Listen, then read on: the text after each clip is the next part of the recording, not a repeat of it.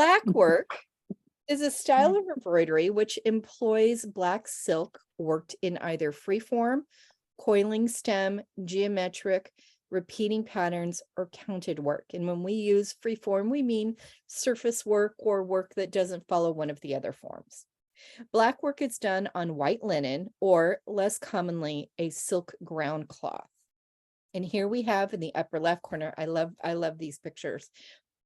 In the upper left corner is a detail from an object called Shepherd's Bus, and it's in the V&A collection. It's a picture of a shepherd and a poem about lost love. And here we show you a detail of that piece.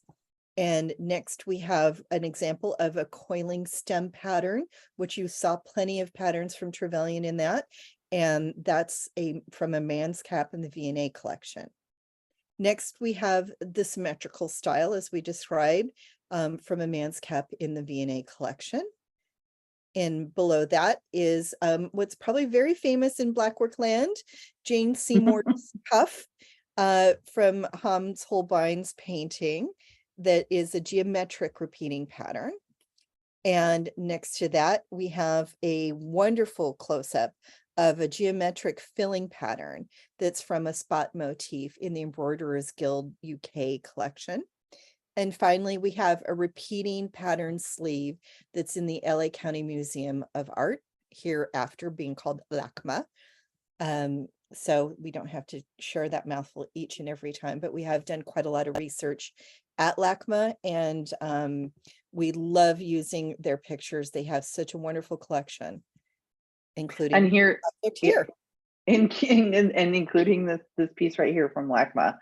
And that's why I forwarded to you so you can see yet another piece from LACMA. And obviously we did a bit of research there. The earliest written account of blackwork in England dates to the 1390s in Chaucer, in his Canterbury Tales. Thank goodness for Chaucer. He shared a lot with us, and he describes a smock embroidered with blackwork silk. This style of embroidery was referred to for a time period as Spanish work in inventories and other writings until about the 1530s. And that was really reflective of the fact that there was a bunch of women from the Spanish court that came over with Catherine of Aragon when she married Henry VIII. And they did a lot of black work, but black work was being done in England prior to that, as is evidenced by Chaucer's writing. But that was in fashion. Calling it a Spanish work was only in fashion till about the 1530s, and after that term, the term became obsolete and is replaced with black work. That is also about the time when Henry divorced Catherine and married Anne Boleyn, so there might have some political overtones to changing the term Spanish work to black work, but we won't get into that. I get a little spicy about that whole time period. So the common term before that time period and after that time period was black work.